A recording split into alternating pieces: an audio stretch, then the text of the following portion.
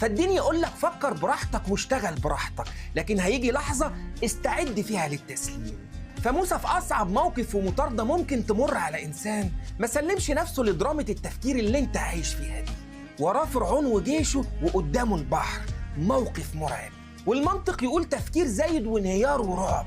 وده كان الموقف الطبيعي للناس كلها اللي أصابها الرعب والفزع وقالوا إنا لمدركون. لكن موسى المختلف يرد ويقول كلا إن معي يا ربي. فكلا دي مش بيرد بيها على كلمة إنا لمدركون بس، لكن بيجاوب بيها على كل التفكير الزايد اللي بيدور في راسهم. فالكل بيفكر هو إيه هيكون مصيرنا، وموسى يجاوب كلا إن معي يا ربي. الكل بيفكر هو إيه المخرج والعمل، وموسى يرد ويقول كلا إن معي يا ربي. الكل بيفكر هو إحنا هنتسجن ولا هنتقتل، وموسى يرد ويقول كلا إن معي يا ربي.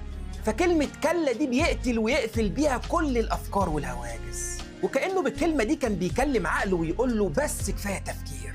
القرار دلوقتي مش للتفكير، لكن القرار دلوقتي للإيمان والتسليم.